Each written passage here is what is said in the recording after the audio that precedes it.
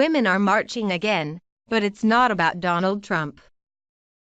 In its second year, the Women's March that dominated the nation's capital last January has decentralized, focusing on local issues in cities large and small. The sea of pink pussy hats that swarmed Washington, D.C., for the first inaugural Women's March last January will look a little different this year. The locus of resistance is moving out of the president's backyard and into Las Vegas, Nevada, where women and allies will stage an event elevating women and progressive candidates, called Power to the Polls.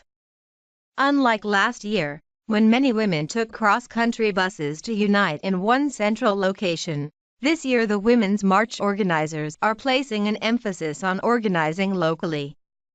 And instead of a one-day event, the Las Vegas rally will be the first of several events held in swing states across the country, in a race to register 1 million voters. It would have been very easy to do an anniversary march in D.C., but we wanted people not just to think about marching for women once a year on January 21 st, said Bob Bland, co-president of the Women's March. We wanted women and allies and everyone who marched last year to know that activism is a thing they can do every day. The simultaneous decentralization of the movement and the recalibration of power among its ranks is not a coincidence. The Women's March is not about Trump anymore, nor is it really about pussies. Women's March activists say they're more focused on engaging women, communities of color, and new voters in the lead-up to the 2018 midterm elections. And just as each woman has her own reason for standing up, the spark is usually a woman's outrage, says Bland. Each locality has its own issues to champion. Large liberal cities like Boston, New York City, and Los Angeles are of course the ones that expect especially large turnout again this year. But Women's March National is not looking to build hubs, says Bland. We want to look at races that are local, where we found the most exciting examples of women and women of color who are unapologetically aligned with our unity principles. They've observed the strongest organizing in red and purple states like Michigan, Iowa, Tennessee, Florida, Arizona, New Mexico, Wisconsin, and Utah, she says. The National Mall will still host its own event, as will other cities across the country and the globe. As of this week, 290 groups have signed up to host their own marches, rallies, small meetings, and activist fairs. The same grassroots organizers that in 2017 mobilized people to the March on Washington, or organized sister marches in their own area, now helm almost 5,500 hyperlocal organizing chapters. As a symbolic center, however, Las Vegas was chosen strategically. The city is teeming with domestic workers, hospitality workers, and sex workers who are fighting for workers' rights, unions, and fair pay. The city has also been a flashpoint for immigration issues. Its expansive policies to protect undocumented immigrants were recently threatened when a petition to ban sanctuary cities at the state level was proposed in Nevada. The bill was invalidated this month. After the city experienced a gun massacre in October, in which a gunman killed 58 people and wounded more than 500, Las Vegas became the center of a national conversation about bump stock bans, gun violence prevention, and weapons regulation.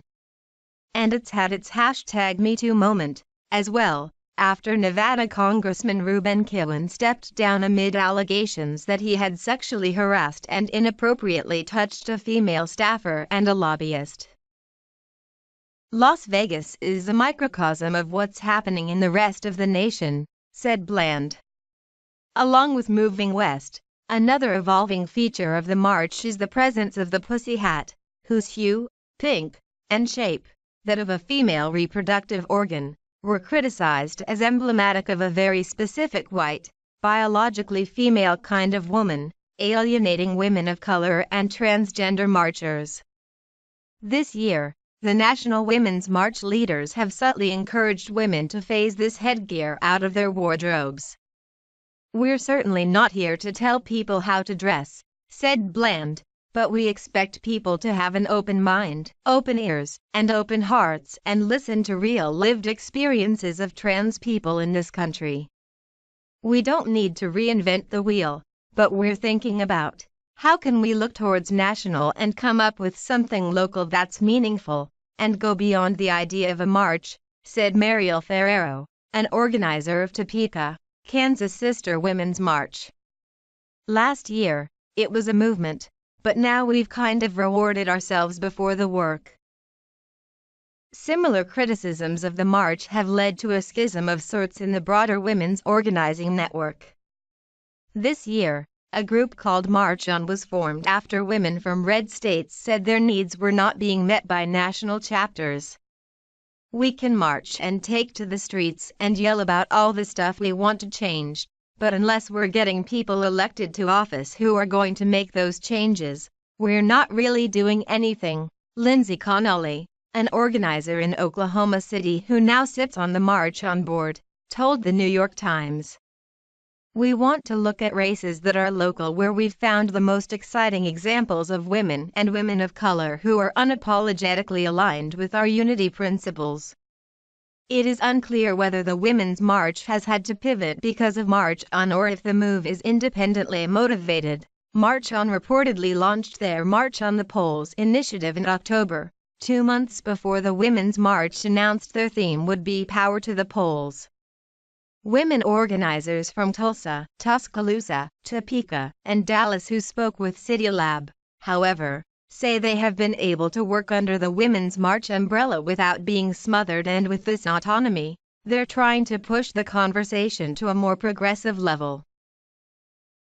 "I'm a woman of color, I'm Latina, and so trying to navigate that and also put that into the Women's March on the national and local levels has been challenging," said Topeka's Ferrero. "When I was in D.C. last year, I didn't see a lot of people like me, and that was hard to come to terms with. So instead of organizing buses to D.C. out of Kansas, this year she's bringing the conversation home." Amongst the speakers, an African American running for re-election as state representative, a fifth-generation Kansas businesswoman running for U.S. Congress, and an indigenous, first-generation college graduate and activist. The event will be dedicated to the Dreamers, TPS, and undocumented immigrants of this country, said Ferrero, and they will also be collecting donations for those communities on Sunday. "The Women's March has the reputation now that we're not as intersectional as we thought we were, so it's important to be really addressing that, really being strong and supporting those communities and offering our services to them," she said, rather than holding up a sign or posting on Facebook. When Tulsa, Oklahoma, held its own march last year, it was organized last minute, says nurse, activist, and organizer of the 2018 Tulsa Women's March, Nancy Moran.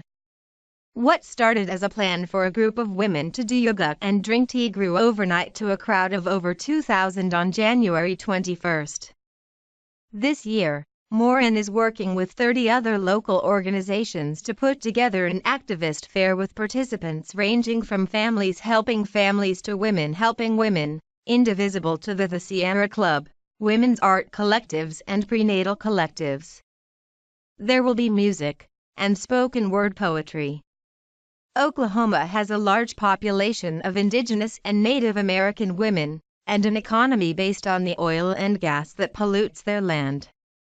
The state also has the highest female incarceration rate in the country. It's those issues and voices that will be featured. Why listen to the same voices and see the same faces when we want to hear from people that perhaps are most affected by the adverse legislative policies of the Trump administration, said Moran. Why not learn from those who are dealing with overlapping identities like race and class and ethnicity and how those factors affect how they experience discrimination? Dallas Women's March was organized in just 2 weeks last year and almost 10,000 people showed up. On Saturday, Their anniversary march will start at the oldest and first African American church in the city hallowed ground, as Retta Bowers, a co-organizer of the Dallas March, describes it, and travel through the Little Mexico neighborhood. On social media, 4,000 people have confirmed attendance, and 15,000 to 18,000 more are interested. A lot of men know their number's up now. There's no reason why we shouldn't be sending unapologetically progressive women who can inspire other women in their place. In Texas, women are outnumbered 75% to 25 in statewide elected offices. But in 2016, Women's March organizer Victoria Neve was able to unseat a three-term Republican male incumbent as a representative for Dallas County. I was able to author and pass legislation to address the backlog of thousands of untested rape kits in Texas, said Neve. This shows that when we have women in office, we focus on issues that impact women. And in Tuscaloosa, women are holding an organizing meeting for Moms Demand Action on gun control on January 21 instead of a march. One of our goals is to close loopholes in our background check system, so domestic abusers don't have access to guns, said Ann Leader, head of Tuscaloosa's local chapter. Montgomery, Alabama will be holding a more traditional march. The 365 days that followed last year's march have been eventful ones for women. They've risen to elected office, especially in Virginia, and signed up by the thousands to run in the future. They've disrupted some of the most insidious power dynamics in Hollywood, politics, and the media, engaged in a #MeToo conversation that has slowly trickled into the sphere of domestic workers and Ford plants. We're being unapologetic about our values and beliefs, said Bland. We're speaking up in a way that we didn't before and then not apologizing for it afterwards. But this year's march is not a celebration of progress, it's a commitment to future work.